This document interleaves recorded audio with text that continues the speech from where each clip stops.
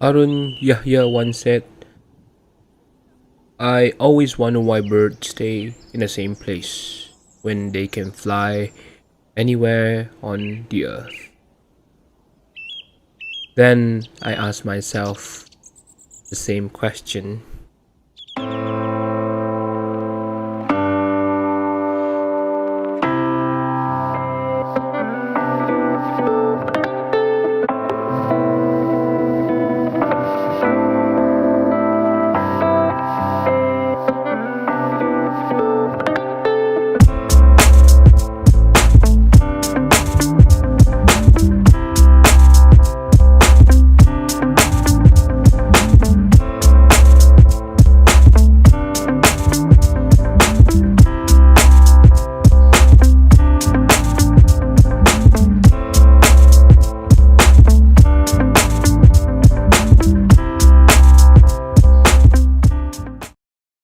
Hello everyone. First of all, congratulations for being accepted to UNIMAS Foundation Studies. It's not that easy, I guess, for you to apply and get a placement in this wonderful university. Well, my slot for today is to explain to you a few things that I think are necessary for you to survive in university. Most of you are SPM, school leavers, and probably you need a bit of help in terms of how to cope with university life. It may seem like it's easy, is an easy transition, but actually it's not. Based on my experience dealing with students, I've seen many cases where the transition from school to university is not as smooth as we think it is, and a lot of problems occur in between. And I hope you are able to, cope with the life now, regardless of what background you're from, what ethnicity you're from.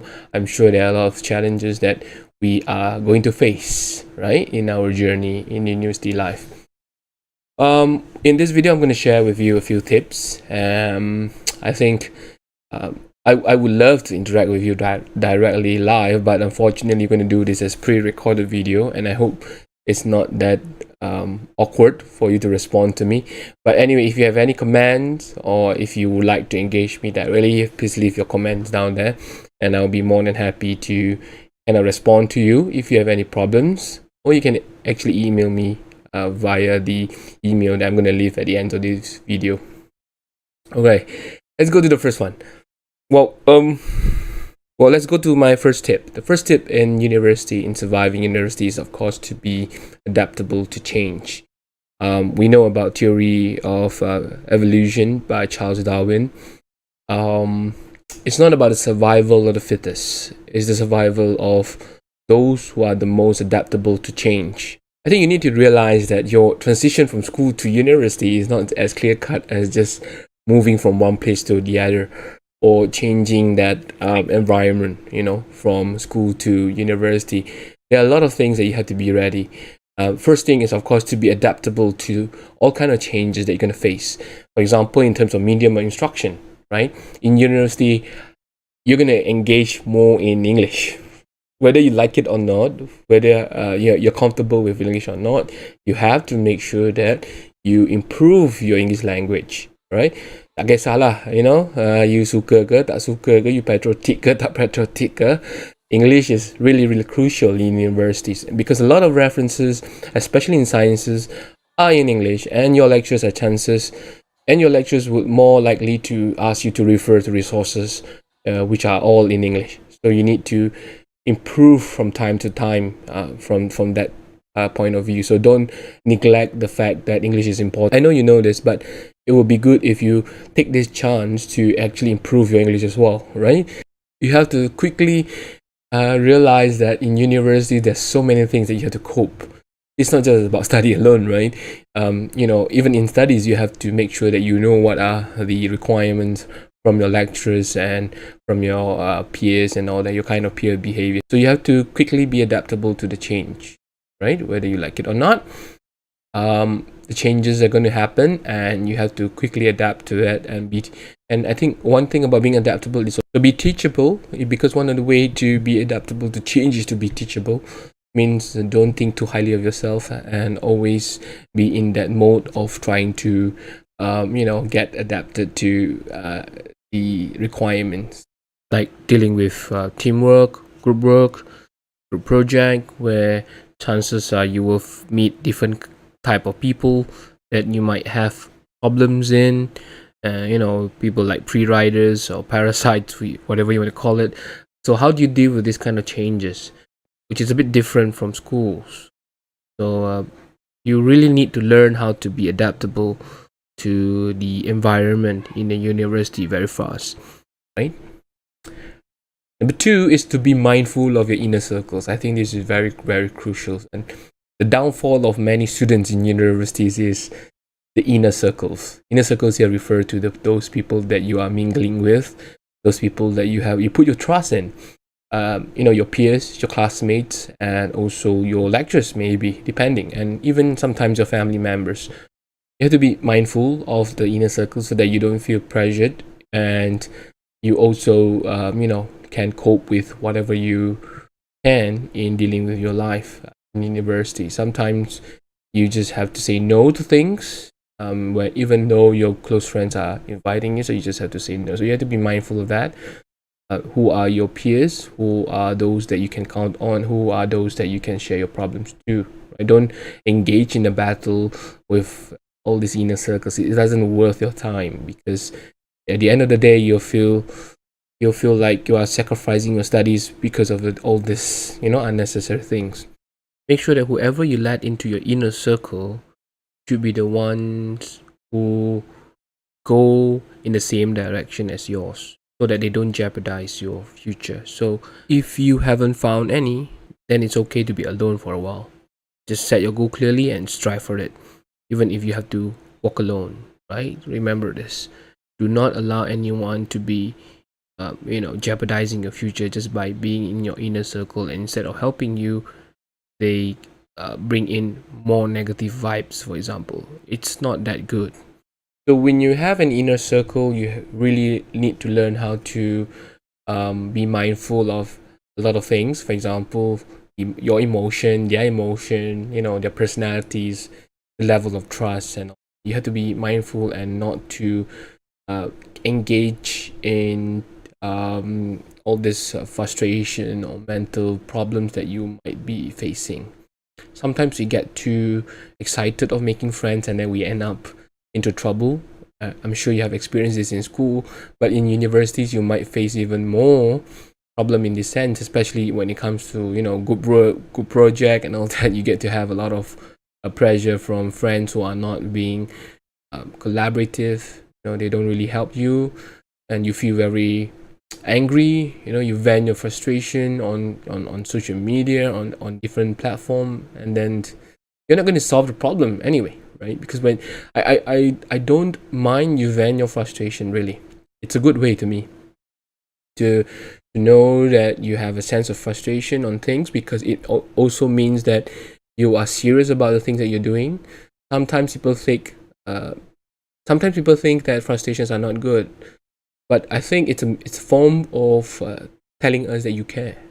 You don't care. That's the problem, because some people, when they did something wrong or they did nothing, they don't feel anything. That's the worst type of people, right? But if you're frustrated of something, if you know that something is not right and you're angry about the outcome, means you really care. But it's not enough by just doing that. You need to step further. Once you have vented your frustration, your anger, and all that, you have to calm down and reflect. What are you going to do about it? What are the solutions that can be done? Because you can't go on like that forever. You have to move on, right? After all, in studies, if you just stop like that, then you can't grow as a person. Take it easy at times. Talk to people.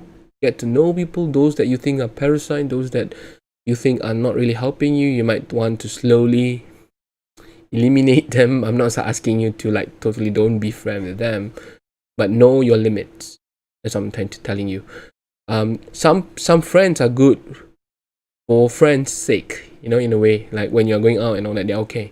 But when it comes to studies, when it comes to professionalism and all that, they may not be a good source of motivation. So you might want to know the limits. Like, these are the friends that I'm going to hang out, but these are the friends I'm going to work with for my studies and all that. But try to be friend with everyone again, because if you hold on to your anger and on someone, it won't really help you to grow as a person. So just smile, just move on. But deep down that if you want to progress or achieve whatever you want to achieve, you need to do something about it, right? It's not enough by just venting of frustration on different type of channel and all that, like doing strikes and all that can.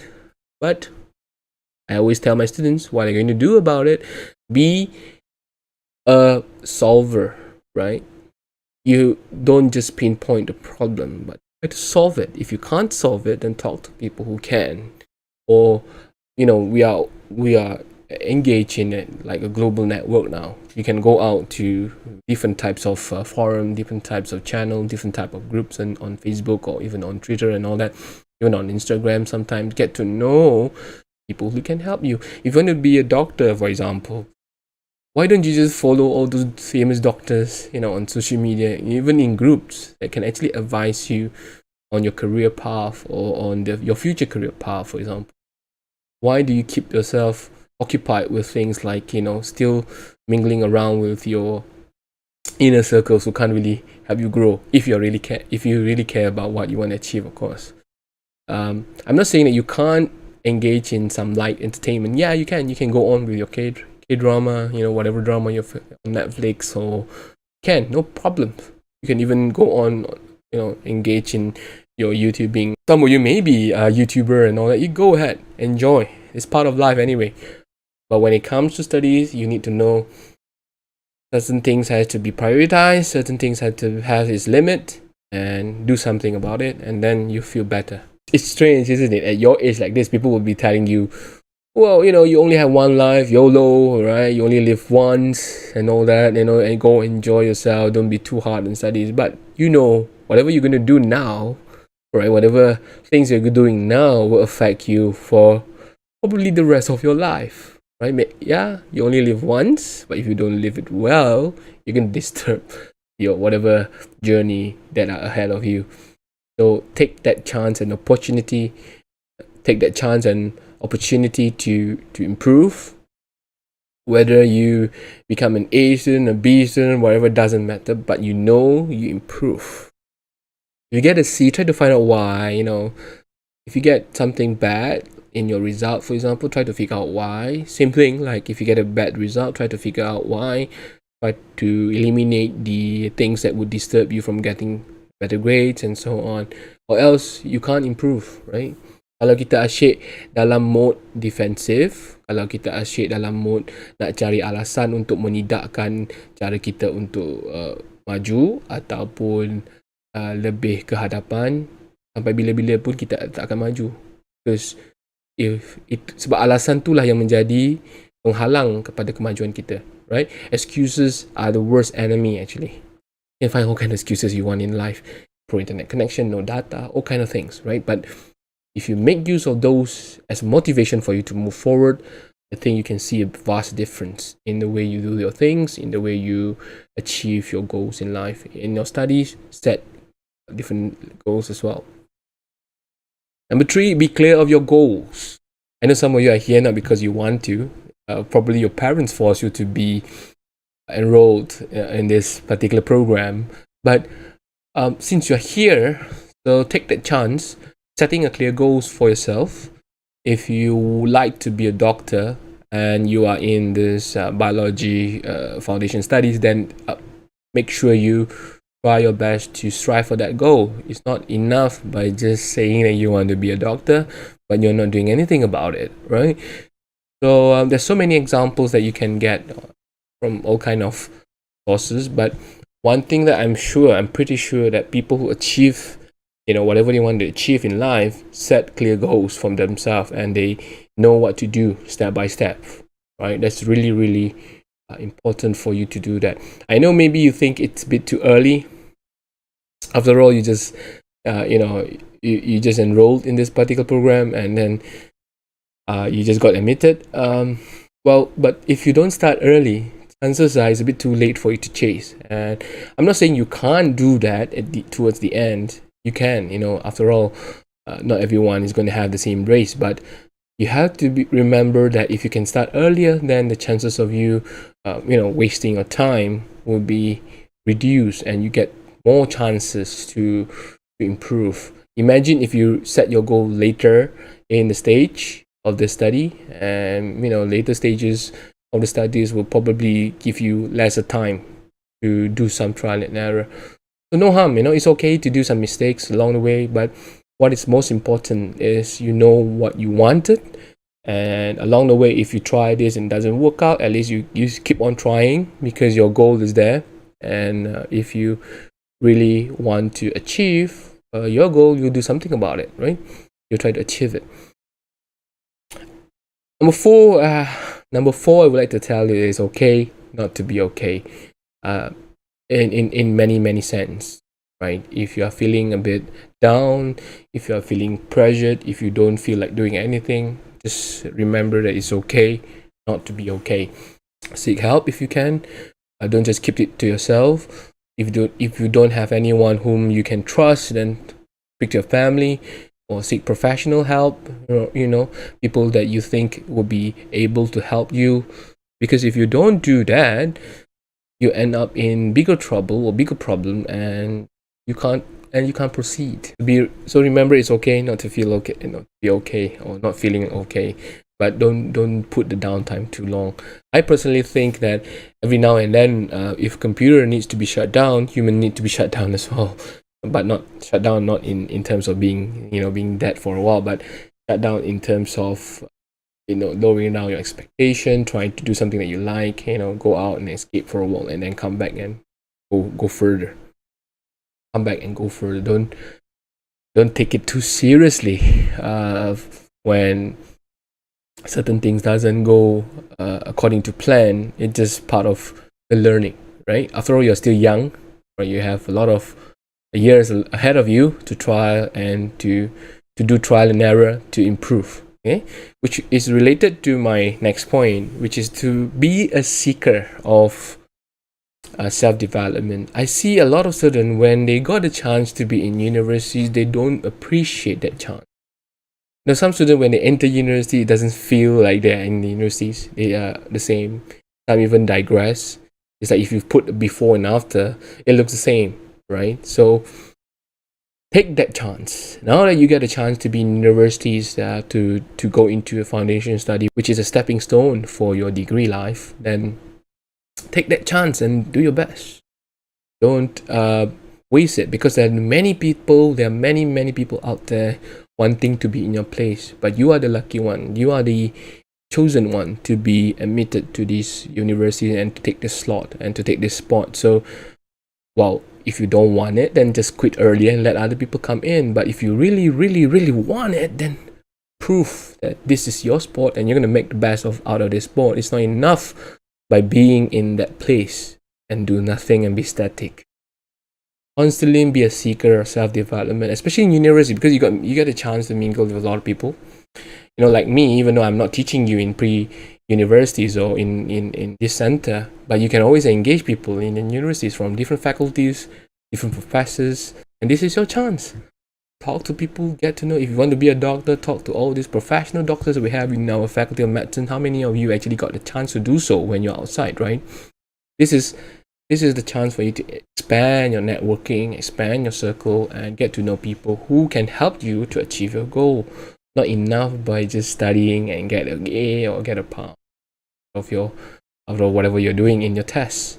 If you want to succeed in achieving whatever you want to achieve, you need to know that there are a lot of people out there who are able to help you. This is the shift that I think you have to remember. In schools, you are just studying to pass exam, most likely, to get good grades in SPM and all that. But in universities, things change. It's not just enough by just getting good grades. It's also a chance for you to expand your network, to get to know more people, to widen up your knowledge and skills, and to be better, right? So be a seeker of self-development. And most importantly, my last point, which is to be a striver. we are all survivors by chance, right? We are born out of chance, to be honest, right? Out of so many millions of sperm and all that, we are born, right? We are a survivor since birth. And if you don't strive after that, and until now, if you don't try to strive for something, then you are losing that chance of being a survivor, right? So take that opportunity to be a striver, and to be a striver is by choice. Nobody can force you. You have to be responsible of that, and you have to make that decision to strive for whatever you want to achieve in your life. Especially in this study, I'm not. No, you might think that I'm talking like for long term, but to tell you the truth, this is the time. If those who are not in pre-university studies, those who are taking STPM or in matriculation and whatnot, this is the right time for you to decide to chart your path. If you wait until you get into your degree, do so, it's a bit too late. For example, you want to, like I told you, if you want to be an engineer, you want to be a doctor, you want to be a scientist and all that, this is the right time to chart your path. Don't do it right, you're going to blow it. And nobody can pull you back. And unless, of course, you are willing to strive again, work harder, change your plan, right? But again, back to what I'm telling you, even if you don't manage to get into whatever field you wanted initially, this is the right chance to also test your ability, to also test your personality, to get to know yourself more and to improve. Who knows? At first, you might think that you want to be a doctor, but after 1 or 2 years here, you realize that maybe doctor is not for you. You are better elsewhere. You are better in another path, for example. Maybe you end up being a scientist or cognitive scientist, for example. So no harm. Well, this is the chance. Take that chance to try your test ability. But if you just remain static, just enter exam after exam, study class after class, but you don't really know what you want, then you're wasting your time. So I'm going to tell you. I think that's all from my sharing and for this slot. And if you have any question, you can feel free to ask me by emailing me or drop me a message on my social media. I'm more than happy to help you out. I'm more than happy to help you out. Don't worry. I don't mind even if I'm not your lecturer, but feel free to engage. Be more than happy to assist you.